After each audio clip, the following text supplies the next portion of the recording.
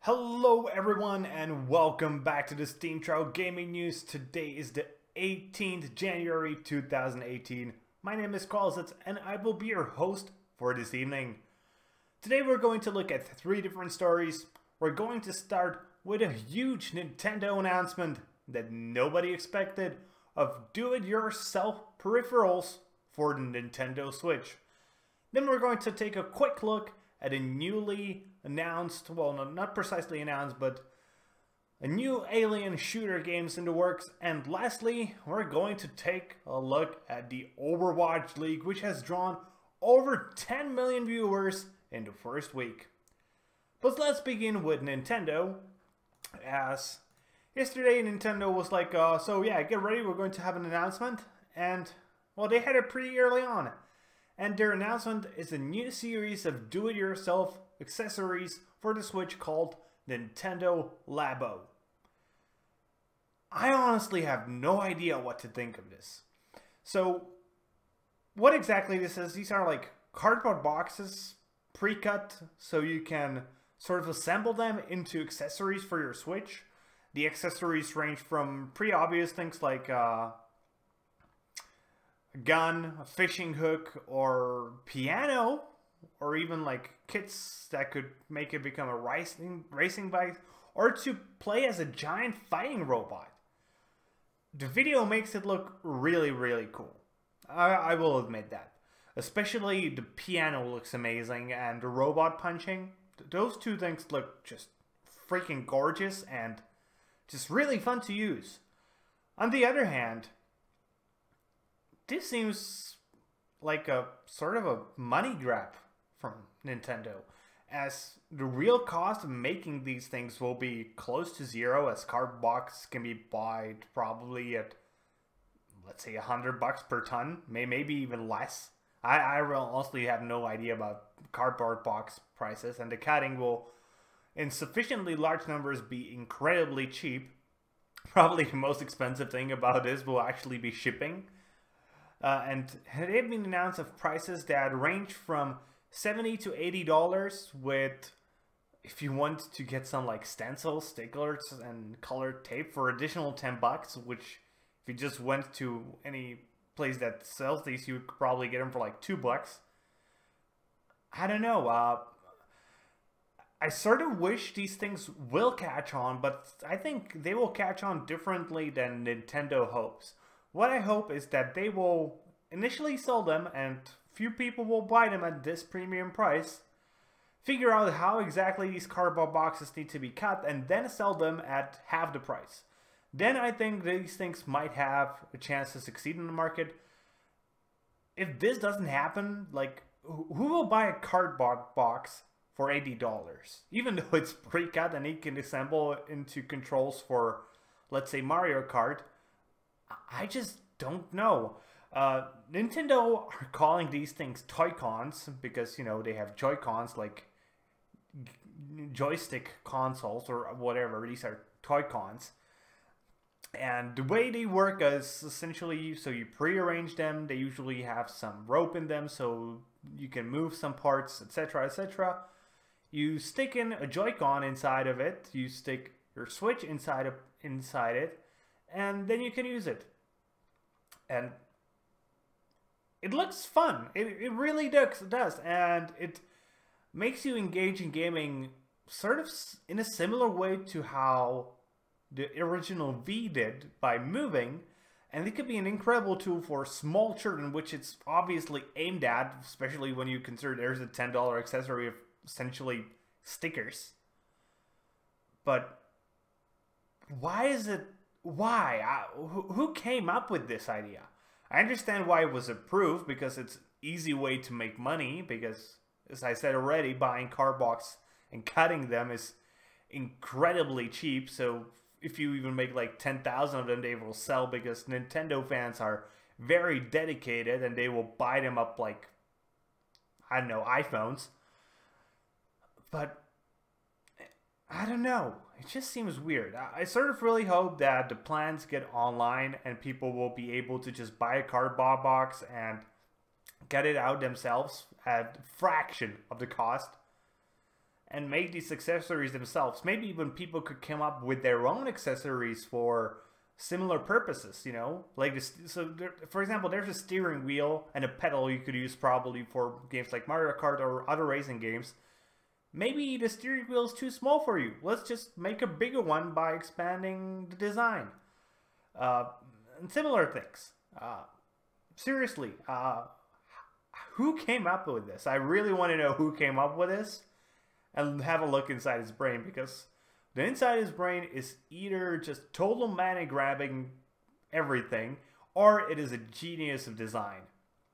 I'm sort of expecting it's somewhere in between. He's a genius of design who was like, oh, we could make a shit ton of money on this with literally no expenses other than the initial design.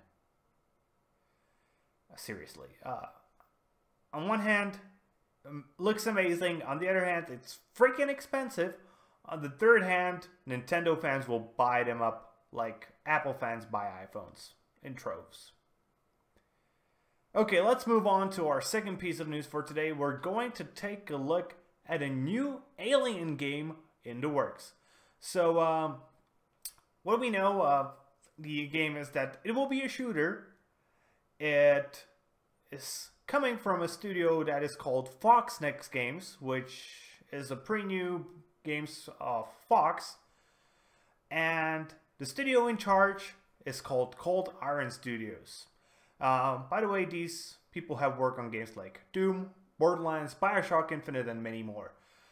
What we can assume is, because they said in an interview at gi.biz, is Cold Iron adds a whole dimension of game development and play to our arsenal.